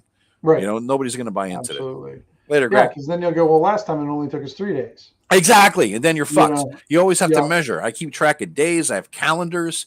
You know what I mean? I have for the last 8 years of the campaign. See you, Greg. Take care. For the last 8 years campaign, I have on a week-to-week basis and a day-to-day basis what happened and when. Yeah. It's all nice things. All nice things. We ran out of nice things. Talk about? Yeah, I know. Say, Shit. You go back to busting Matt's balls. Yeah. And speaking of Tim's Patreon and his micro adventures, and there's a link in the bottom there scrolling up across. So Gothridge/post, and you'll see his Patreon. So you can subscribe to that and get all the stuff we're talking about, because as soon as you subscribe, you get everything for free, all hundreds and hundreds of them. You don't even have to subscribe. You can just go there, right? Stuff on there. Yeah. I mean, everything's for free. I don't. Yeah. And I don't go back and say you become a member now, I can go back and read, because a lot of stuff I don't even have anymore. I don't have it in print. But you can always go down and download everything there. I think the last time I checked, I have 300 and some posts, but that's not all content. That's some of it's just announcements or different things. I think I got close to 110 adventures, 30 or 40 micro adventures, and about that many or micro locations. And then I have these NPC cards that I don't know. I think I might have around 40 of those, give or take. Yeah. So I'm kind of coming up on 200 different things that I've made throughout the years. So yeah, you're doing good. You're doing good. I mean, there's your core, there's your base. So in a way, Tim is building from the ground up, right? But he's also building something big. So he all these micro adventures and all these things that he's created, these NPCs and everything else, it's filling out a world. It's filling out a region. He can pick and choose whatever the hell he wants. Right. But you always have something in mind for the bigger picture. It seems though, Tim. Like Scorn was the big town that has agendas, right? Yeah, that one has agendas, and then like because like what happened to you in that one campaign? Remember, it was going to be that was one of the rare times where I had an event that was going to be defined by pretty much specifically by your guys' actions, or give or take kind of thing. Yeah. So, but because it was just going to be this long of a campaign, I had to make sure that it could fit into that time frame, and have a an explosive ending, which that one did. Oh, it blew up. Yeah. Burned down my city. Yep. It was a shit show. Yeah, it was a shit show. And then one of the big things too is, and I see this all the time with running adventures and building a world or whatever, you have to leave room for failure. Yeah. You have to have failure be an absolute option, whether it's a complete failure or degrees of failure. Now, whose failure? Maybe that's specify the party. Yes. Because it can't always be, they're the heroes. Well, sometimes you can be the hero, but it appears that they are just loser schmucks, but they actually, were able to do something. Yeah. And maybe sway something from, like, something bad happened. Yeah. But you guys were able to stop from something horrible happening. That's what my brother, I did to him, because at the end, all that basically meteors are coming down. His high level end game thing was to blow the fuck out of them. And instead of destroying the world by massive, dinosaur extinction level fucking meteors and comets or whatever hitting the earth, they blew the fuck out of them, but it caused a rain of smaller comets and asteroids, whatever, hitting the earth. I don't know the difference in comets, asteroid, meteors, whatever, but they all hit the earth, and it did millions of people died, and it changed the landscape of the planet, and floods and famines and starvation and weather changes and everything else. And he's like, well, what the fuck? It's like we didn't even fucking win. I said, yeah, you did, because if you didn't do what you did, the world would be completely gone. Right. Yeah. So it changed. Yeah, it would have been obliterated. Where here, everything changed, but at least you still have a chance. Yeah, exactly. You're still alive. And maybe half the population went, and the earth shook, and mountains crumbled, and everything else happened. But at the same time, man, you're still alive. Tens of millions of people are still alive. Tens of millions died, but you still got a chance. You're not starting over from the amoeba. I think those are kind of almost more satisfying in a way. Yeah, because it's like we did it, but there's always going to be that little niggling of other possibilities. Maybe if I would have done it this way, it would have been this. I don't know. I just think I should say, when I start a campaign like this next one, I come on do the background and stuff for. There's not going to be any. I won't have any big arcing thing right now. Yeah, because I don't know. I got to see what you guys are going to do. Okay. See, because it's a very amorphous situation. There'll be maybe some local things that I'll have planned out or doing. Yeah. That'll happen, or be kind of the focus of certain things, but we'll have an overarching type of thing. No, probably not. But then once I get into it with you guys, and I see where you guys are finding your interest, where you're hitting your groove, and what it's doing, then that starts to develop through your guys' play. It'll be a little bit of me, but it'll be a lot of you guys. On how that works. Now, what do you think in terms of length, Tim, or at least both? I mean, what level do you see it ending at? PC level, and what time frame do you see? I would love to see you guys hit 10th level, but that's a lot. I mean, it is. That you're talking about, probably over a year of play, unless I'm very more generous. than that. I mean, that's what I was saying, because you were generous before with the old school Essentials game. Yeah, I gave a lot of Kojak, and you gave a ton of XP. It took way longer to get, way shorter to get to where we got. Now, there's like pros and cons of that, which I will address as soon as I come back from taking a leak. So you could continue the discussion, and I shall return in 1 minute because I've been holding it in. God damn it, I can't hold it in. Yeah, don't hurt yourself. I'll be right back. We'll find him balled up on the floor in his own urine if we don't. So, what'd you say? It is nice. I'm actually paring mine down right now, cleaning it up so it's less than 300 pages. Well, do what Joe does. He just uses a smaller font. That's his idea of paring it down. O'Neill, you sticking with Shadow Dark or going back to OC? I'm going to stick with Shadow Dark. I want to do a full-fledged campaign with Shadow Dark, where I've done the last couple adventures with it, which has been very helpful for me to learn the rule system. Because I can read the rule book 10 times, but it's not until I put it into play that I really learn how it works and everything. And I think I know what I like about it, what I want to change a little bit on it. We kind of went over that last time, but yeah, trust me, I still love my OSE and I'll probably go back to that. But right now, I'm really enjoying Shadow Dark, and I really want to get into kind of exploring the magic system. I know we did a little bit in the adventures, but I kind of want to see it more into play and how it's going to work out. Because it's a different type of magic system, it's not like cast it, forget it. You don't have to roll for anything. But this one, you could cast like 10 fireballs, I guess, if as long as you don't fail. And how that will affect like the economy of the magic system in different ways. I think that'll be interesting to see how that'll play out, because I'm back. I heard tweaking some things. What's that? I should come back like Venger. What up, motherfuckers? Whatever he does when he joins, he starts his stream. You follow him on YouTube? I don't know. Venger Satanis. Yeah. What up, I know who he is. Okay. Yeah.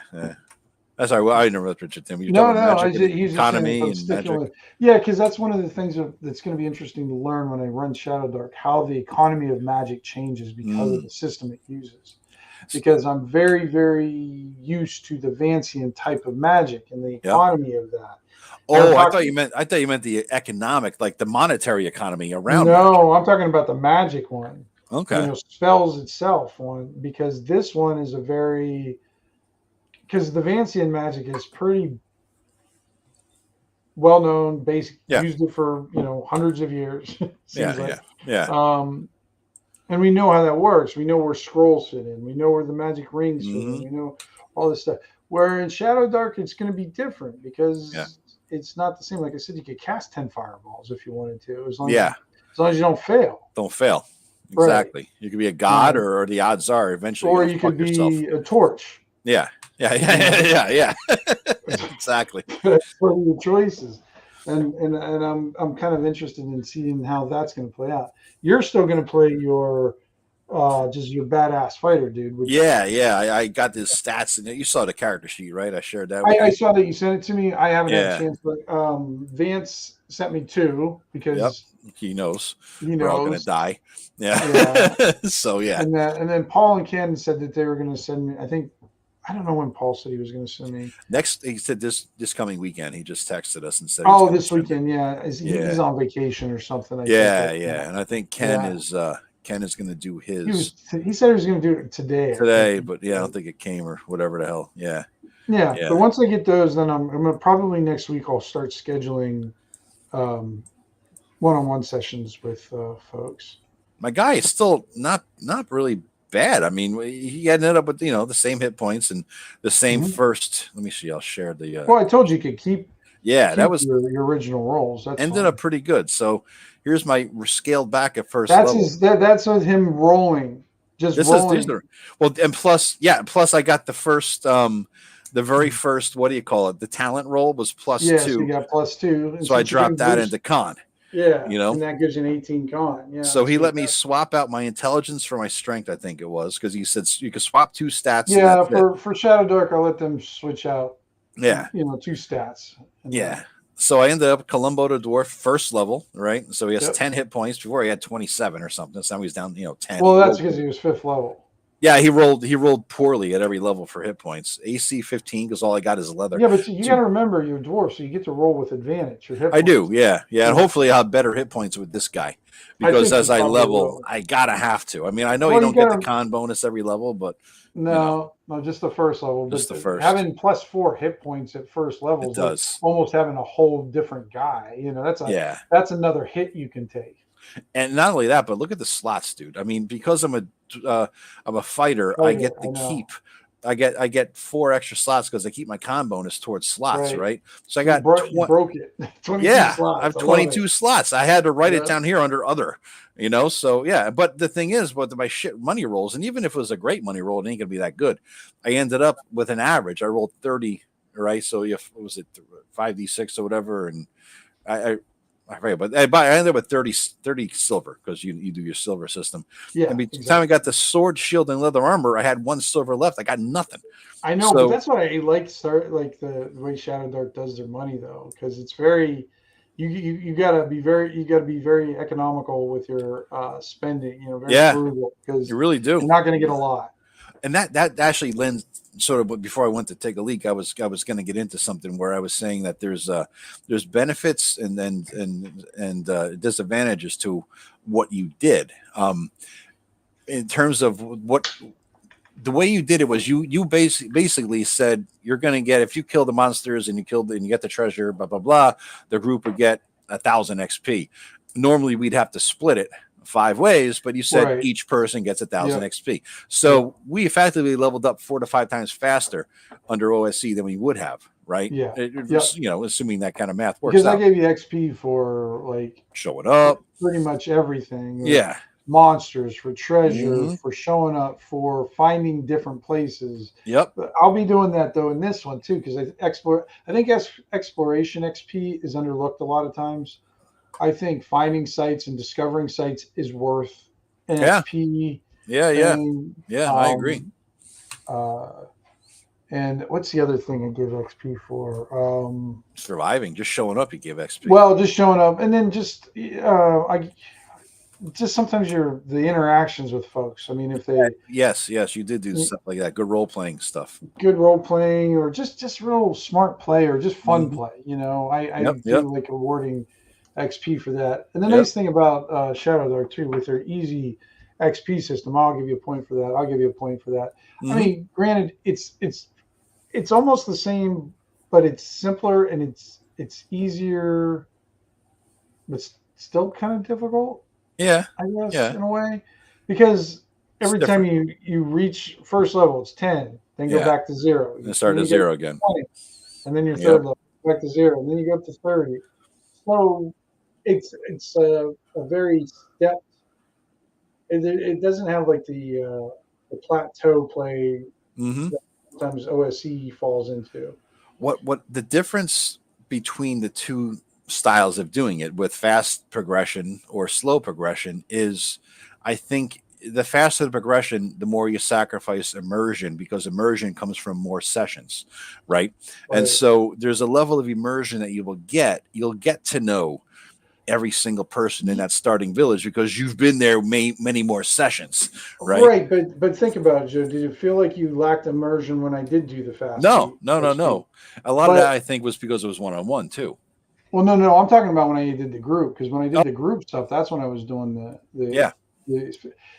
I think what happens a lot of times though, and I know this even for myself, and I consider myself more of a role player than I'm definitely not a min-max overall, because I'll play whatever turd I roll up. Loves it too. He loves I do. I love rolling. I try to explain that to my brother. His brain breaks. Yeah, I know. It's just so much fun. But being at first level forever gets boring. It does. You want to get up there. Staying at those low levels, because I mean, like you seem to get, like, especially in OSC, you seem to get like I think it's 1 through 3 or 4. You get a pretty good. Doesn't take long, it seems like, depending on your DM game. Yeah. But then then it starts, kind of grinding. Then you start grinding the XP, And like right now in your game, I feel like I'm in that grind. Yes, not so much because I'm starting to hit the mid levels. So now I'm hitting those higher plateaus, and especially being I'm dual classed or multi classed, and then mage has the highest, I think the highest XP table out of any of them, and then the thief has the lowest one out of any of them. So it's sort of have a mixed bag of the two. But while I don't have a problem with doing that, but I noticed like it's nice to be able to get there. Yes. Because that's why I did it, because I wanted you guys to be able to get to some of those higher level spells and be able to use it. Because I love having my players be their badass self, just becoming that stuff, and now I'm that badass. And one of my favorite things as a GM is when those players have and they have those badass players, making them sweat even when they're badasses. And they're like, oh shit, just like that happened when you were playing the 5th level guy. It's like you thought you were pretty much, I think for a while, like I'm tough, nothing's gonna really touch me too much, and then basically you got walloped, hit by one little flame spell, and you blew up because of your own thing. And your armor wasn't protecting you. You couldn't be strong enough. Well, didn't help you. Being dexterous didn't help you. You were just royally fucked. There's no way around that. I was burning to death in my own armor. All of a sudden, your badass character had to rely on very lucky rolls. And a couple of those potions of healing I had, thank God, at the beginning. And that's what I like to, I like to see that. The Shadow Dark one, I think I'm just going to try to run it as is and see how it goes. Just see how it goes, see how it progresses. I mean, I'll also have my extra XP stuff because I do like awarding those different things. I'm sure you guys will hit 2nd level, I imagine, in 2 to 3 sessions. I don't see it. I guess that's the thing, is how fast should it go? I mean, I remember reading back in the day. As fast as you want it to do. Well, that's the thing, right? Because back in the day, AD&D, I think Gygax's thing was about 6 or 7 sessions, 5 to 7 per leveling, right? So back then we all had more time too. We're 4-hour sessions, not 2 hours. Absolutely, absolutely. It was sometimes an all-day session. We're kids, right? An all-weekend session. So it was kind of weird to you don't know how to gauge that, right? But generally speaking, 4 to 5 is like 20 hours. 25 hours, 30 hours between of game time between leveling up, right? Now we don't play like we used to. We play once every a couple times a month. So we want to get more progression, and God knows we don't want to play the same campaign for 5 years straight, maybe, right? So I do, but most people don't, right? Most people want to branch out, play other things. So so when you look at it in those terms, you're trying to say, well, what makes sense? And then I used to be completely adamant against just DM awarding XP by fiat. But when you start to get into the nitty gritty, when you strip it away from gold and monsters, and that's the only thing you get for XP, you start giving like good role play bonuses, showing up bonuses, cool thing bonuses, great NPC interaction bonuses. Next thing you know, there's so many that are sort of fudgy subjective that the objective thing gets overridden. And so eventually at the end of the game, all the DM has to do, at least all I have started to do now, is say, how many more sessions do I want it to be until they get to the next level? And I just start pairing out XP accordingly. Right. So you're almost doing a Pathfinder kind of thing. It is. It is. So basically, I mean, then you don't need XP. Yeah, right. I mean, it's really what it comes down to is there's always going to be the component of gold and kills, but that'll be always there. And that'll be on top of the other stuff I want to give. Right. If they complete this, if they do the gnolls, the leech, you get 1,000. Right. And then if you did kill the head badass gnoll, and if you did loot his shit, you would have got the gold for XP and the kill for XP. So I know what completing the thing is going to get you, and then the bonus stuff is what you achieve. Right. And so it's still up to you at a certain extent, because slaughter more and loot more and you'll go up faster. But there's always going to be a base that I'm saying, okay, even if they don't do any of this shit, 6, 7 sessions before the next, or 5 sessions or whatever it is before they level again. Therefore, I got to give X amount of 1,000 each session, and blah, blah, blah, blah, blah. And if you notice, I've been giving you some bonus sessions just because I know you're split class to give you extra XP. So you can sort of keep pace with everybody, Well, and I think I have because of but I'm split. So but I'm only because even if I'm split, I'm still really only a lot of times 1 level below them. Exactly. You're right now. Your guy is what 5th level thief, 4th level magic user, and the other guys are 6th level of cleric or fighter in Vance's 5th level. So Vance doesn't show up as much, right? So you got less XP. So you're still in the running. Yeah. But I can't wait because, like you say, you hope for your players to have the cool shit. You guys had so much cool shit, and you're such good players that the entire Null encounter that we did, I did not see it going that way. I figured y'all stealth on in, invisibility spells and whatnot, and then have a fight underneath and then get out of town. You guys said, fuck it, I'm blowing this shit up. And you just started drawing the entire city out. Yeah, as soon as I saw what Greg was doing, I'm like, well, we still did this stuff. We did both. You did both. You went in solo as a sneaking guy, right? And then they just kind of fucking blew everything up and went to their 4 characters went to war against, 200 gnolls and won. I mean, that's the interesting thing. If you have 4 fighters, they really can't do that. But if you have 4 spellcasters, yes, they can. Yep, Rob's druid, and Greg and Eric have two priests, 2 different types of priests, right? And I'm a mage. And you're a mage going in there. And Vance, I think he missed the session, but he's out there shooting marrows and whatnot. You know what I mean? So yeah, and Eric's illusions with the dragon, that was clutch. That was probably the most clutch thing that happened that whole session to fuck them up with their morale. So it was interesting. I just didn't see it going that way, but it's you guys unleashing your shit. Right. That's why I always start every session with, okay, who has what for magic? Who has what for this? Because not only do I want to know, and, I want to, and charges and whatnot, I want to sort of remind you guys, don't forget, we got this, hey, you had that scroll, you have that stat, you have the wand, right? Things like that. Right. So you kind of know what you have.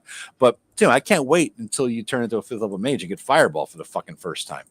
You did it once out of the spell book, just cast it real fast. But, that was with the gnolls attacking the was it henge? It was the henge. Yeah. You blew the shit out of them, basically. So that was awesome. Now I can't wait until you're able to just cast lightning bolt, fireball, and fly all the time. And that's a game changer for a mage, 5th level. It really is in old school games. Oh yeah, that definitely puts you on a different level of stuff. But those spells are great, but there's some other 5th level spells that I'm interested in getting a hold of and start messing with. Like what, Phantasmal Force type shit, illusions and stuff like that?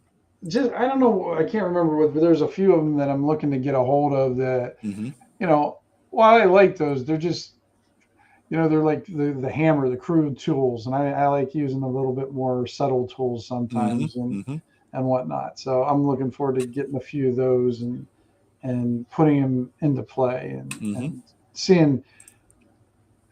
I mean, trust me, there's nothing more satisfying when you're sitting around a game table and you see a group of enemies and you just say, all you have to do is go, fireball.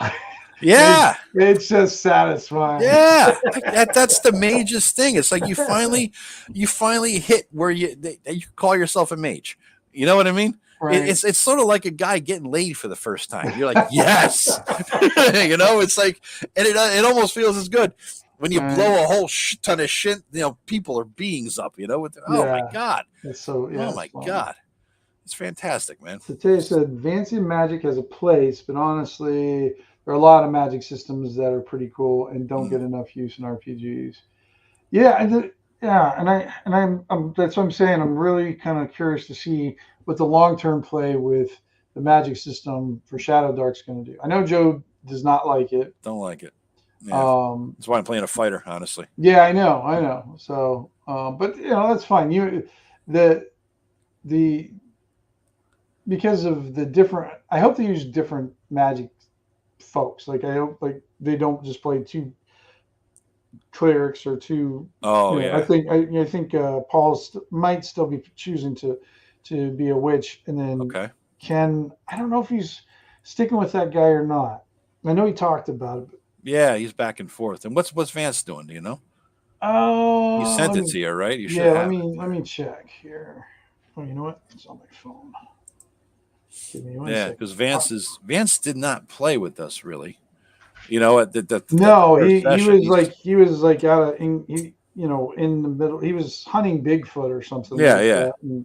And Bigfoot didn't pay for his Wi-Fi. Didn't update his Wi-Fi. Apparently.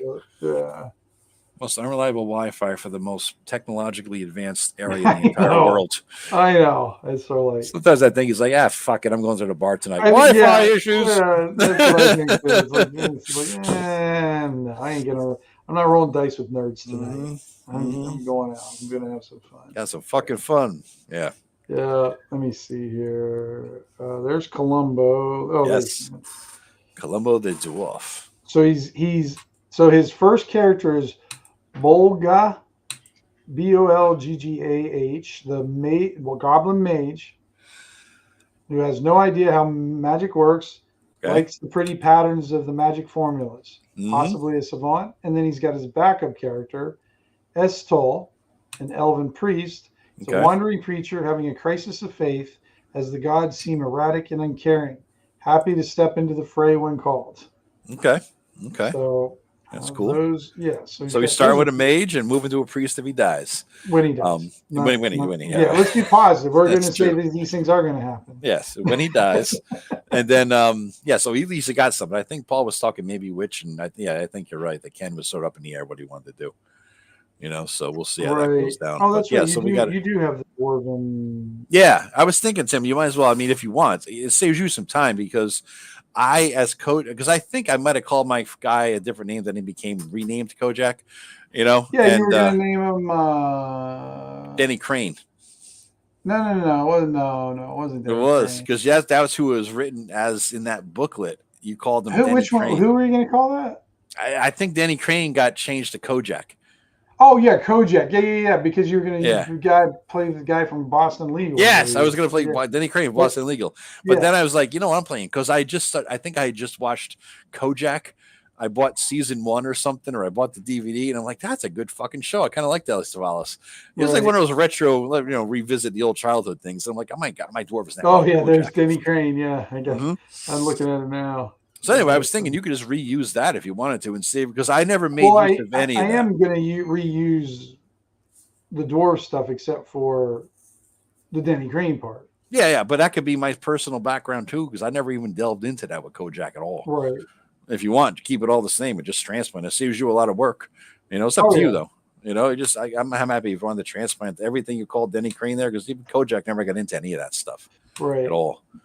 So yeah, I thought this is one of my things I do. I make this shit and then I forget that I made it. Yeah. And then I don't remember it, and then because I was thinking about, oh god, I got to write a dwarven one. And I'm thinking, well, didn't I do that? And I'm like, well, I don't know if I can find it. It might as well save yourself some work. You know what I mean? And then we get a riff off of that. Or if you don't want to, we could do something different. But might as well. I'll take a look at it. I'll see if it doesn't bother me. Yeah. DCC magic system, or maybe borrowing from Dragonbane. DCC magic system is the things I don't like about Shadow Dark on steroids. Complete unpredictability. I do not want to roll. I was going to say, yeah. The DCC, I appreciate it, but it's still too gonzo for me. Mm-hmm. Yeah, I mean, because they mutate a lot, and whatnot. Although when we were playtesting DCC back in the day, that was funny. We had a lot of good times. Did you? Who'd you do it with? Well, Rob got the playtest from Joseph Goodman, and then it was like me, Jason Schultes, the guy who does a lot of the artwork. He was involved, and then a friend of his is also an amazing artist, John. And then I'm trying to think who else was it. There's a couple other folks you might know. Oh, this guy named Al. He used to. What did he was a big blogger back in the day. What's his Al name? Krumbach. Name is familiar. Did what the heck was it, like the Black Keep or Beyond the Black Keep? I mean, he was a pretty significant blogger back in the day. Okay. And I can't think of the name, but I remember for some reason I can remember his name, Al Krumbach. Yeah. And him, and then there was a couple other folks that I can't think of that you might know. Okay. And we would. I mean, I remember Jason Schultes. He played a mage, and we couldn't get. I don't know which adventure we play tested, but his mage lasted like 2 minutes before he died. It's like my guy. Oh god, it was so funny. We walk up to this place. We couldn't get the door open. Couldn't figure out how to get the door open. So Jason's like, well, I have an enlarge spell. So maybe if I enlarge the door, it'll break through the stuff and we can get it open. Yeah. So he enlarges it, but it acts like like a little like a card. So it bent like this, and then shot out, and the door hit him in the head and killed him immediately. Why wouldn't he do the reverse of enlarge and shrink? He didn't have shrink. Oh, it was not reversible on the spot. Okay. I don't know. It was that we were play testing. I have no idea. Yeah. But shrink was nowhere near as funny as enlarge. That's true. That's true. It was pretty fucking funny. Yeah, his mage got decapitated by the door. We haven't even just started. We walked up to the door, dead. Oh god, that was killed funny. By door. Got killed by a door. Yeah. Jesus Christ! Not even a door mimic, a fucking door. No, just the door. Yeah, and it was his own doing. Jesus. There was no malicious intent by the door. Yeah. It was just happening. The one thing I did like about DCC was that funnel. Remember, we played that a few times, and you walk in with a dude with 2 hit points, and he has a stick and a rusty piece of metal. Yeah. And you got, and so you end up with one guy's going to survive and get everybody else's shit that you had. All your other guys worth the shit. Yeah. So you're coming out of that at first level or whatever with whatever random things you managed to kill off of your other 3 characters. That was I guess that was the hard thing for me for DCC. I always. I've had the book since it first came out. I still have probably one of the first edition books. Yeah, me too. And every time I go to a convention, it was always a funnel. And I just got tired of playing 0 level guys. Yeah. And what I didn't like either is like a lot of the GMs didn't want. I remember crawling up the ice wall. I can't remember, but I must have been in it 2 or 3 times. And there's like a saber-toothed tiger or something like halfway up it. And there was so my guy had like a rope and grappling hook. Yeah. So what I did is I took my rope and grappling hook and I threw it at the saber-toothed tiger. Rip him off the wall. And then I jumped off the wall to take all my weight and try to pull him off. Yeah. They didn't let me do that. Why? I don't know. It just seemed like every time I did it, every session, I was not allowed to do it, or it just didn't happen. Jesus. And I was just like, so was it in the script? Well, yeah, but this is a Gonzo game. Yeah. This should have, should have helped. Well, but I really wanted to play, a 3rd level guy, a level dude. But I never got into it enough to run my own game. Mm-hmm. But I really wanted to play leveled. And see what it looked at a level thing instead of the funnel, because I got so tired of the funnels. It's like, I've got 4 number 1, number 2, number 3, number 4 guys. Yeah. You don't get named until you survive or whatever. Well, yeah, that's true. That's how it is in old D&D anyway, right? We didn't, it was the dwarf, so. Pretty much, yeah. You're not nothing until you. My dwarf, my elf, my human fighter, that's all it was. Yeah. Racing class, Yeah. But I remember I only played DCC like by the book with a DCC character sheet a few times. I didn't like. I knew enough not to like it, but most of my DCC activity came from. Remember Sean Sanford in the Google Plus days? He was always every Saturday afternoon. This guy would run a Flail Snails game for a couple hours, right? And he did Dark Tower and he did all these various things, and he just wanted to run a module as written. And so he would, because Flail Snails, you could play whatever character from whatever system, right? D&D, Lamentations, DCC, wherever the fuck you got it from. Traveler, you just brought your character into the game, and the DM would adjust as needed to make it, scalable with the rest of the guys. Your BFG 9000 from Doom 2 may not have the same effect here as it does when you're using, other guys have arrows, right? So you scale back some stuff and you make it work, right? So you don't take away from the fun of everybody else, because who wants to play a shithead, basic, red, white box fighter when somebody else is coming in with laser guns and pistols and napalm? It's like it's you're not as cool. So you scale everything back or up. But Sean Sanford ran a couple of DCC modules, and they were good modules. They were really good modules. And I'm like, geez, you could run these with any system, because he did bring people from every system literally to play the fucking module. Now, were these his adventure or his adventures? No, he always wanted to run as written, like good modules that have been written. Gotcha. Okay. He always wanted to, I want to run these modules, and Flail Snails is perfect, and I'll adjust as needed for you. You know what I mean, for your characters. Mhm. So I went into it, and I had a thief, or it was some point, and I had to fuck with him to make it DCC compatible for the roles, right? Because the roles can be a little bit different. So little things like that were kind of fun. Do you have Dragon's Bane, Joe? I don't know what the hell it is. Dragon Bane. It came out a while ago. It's like a box set. Is it Free League? I think Free League put it out. Okay. Yeah, I've seen it. I never got it though. But I every time I see it, I'm like, it's got my like, should I get that? But so I don't know the system from that one. And then he wants his fighter to be named Kolchak. Kolchak, yeah. You've got your 70s detective theme going on right now. Beretta's next. I was going to say Beretta's got to be next. Then Starsky and Hutch will be a duo. There you go. I just watched the movie again. It was so fucking funny. The Ben Stiller, what's his face version of it that came out about 10 or 15 years ago. You ever seen it? I know what you're talking. No, that was just funny. No, man. I don't. I have too many functioning brain cells. Yeah, too many. It was a funny movie, dude. It made fun of it all. I mean, even remember the fucking pimp, the guy in the caddy. What the hell is his name? Huggy Bear. Huggy right? Bear, yes. So they had guess who played the fucking pimp in the Starsky and Hutch movie? I have no idea. Anybody from the audience? Anybody? Oh, you're gonna kill yourself. No, probably not. All right. No, I'm gonna give him a time. Oh, we got it. Oh, thanks, Terry. Thanks for joining us tonight, You've man. driven them out. You're asking trivia now. Bear, Who played Huggy Bear? It was Snoop Dogg. And Snoop Dogg. Okay. Played a pimp. There he is. I knew somebody would have it. Yeah. Snoop Dogg played a pimp, and he played a 70s pimp to a T.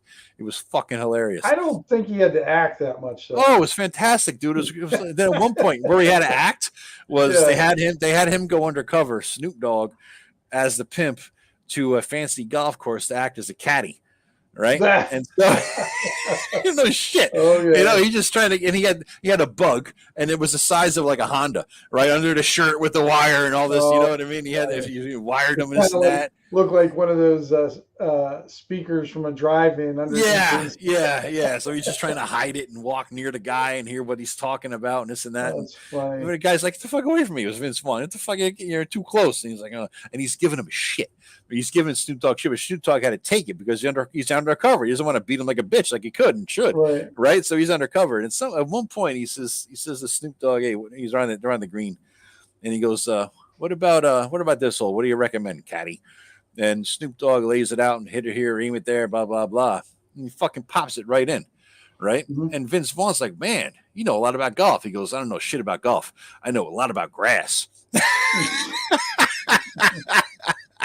Best line in the movie. Oh fuck, man. Anyway, on that note, it's been here for 2 hours, and 2 hours, yeah, we're good. Yeah. I think we covered a lot of good stuff today. Yeah, I think so too. We actually stood on topic a lot of it too, surprisingly. Yeah, not too bad. That was pretty good. So, yeah. So thanks, guys, for watching. And next week we'll have another topic. I think we should sing the Mr. Rogers song as we leave or something, maybe. Tomorrow. Oh yeah, that's right. Yeah. I should know that. He's a Pittsburgh dude, So. That's right. He was. Yeah. He's so what? Cool, 3 weeks. So we'll have 2 more, and then on the 29th, I'll say it again. We'll be starting at 7:00 instead of 8:00. Yes. So the next 2 sessions are 8. Next 2 shows are 8. So the 15th and the 22nd. Tim, I won't be here on the 22nd. I'll be away with the family vacation thing. Okay. And so we'll be here the 15th, and then be a gap, and then we'll be back on the 29th. Sounds good to me. Going away for that week to Atlantic City. That'll give me some time to maybe what I'll do on the 22nd is I'll just run something on my channel, do a live on there, and just do some campaign prep, maybe or something like that, just to do that, because that'll be the week before we start the game or whatever. Yep. If you want, you could simulcast on mine because Eric did that when I wasn't here. That's true. Yeah. You can, basically put it out there on my channel. I mean, being there, just get you. I'm not trying to boot my own channel. I'm just saying, get you more of an audience. Yeah, you know what I mean. So, absolutely. Might as well. All right, good deal, guys. So we will see you next week. Then a gap for vacation and back for the game on the 20th. Thank you, Thetis. All right. Everybody else. So take care, everybody. Have a good night.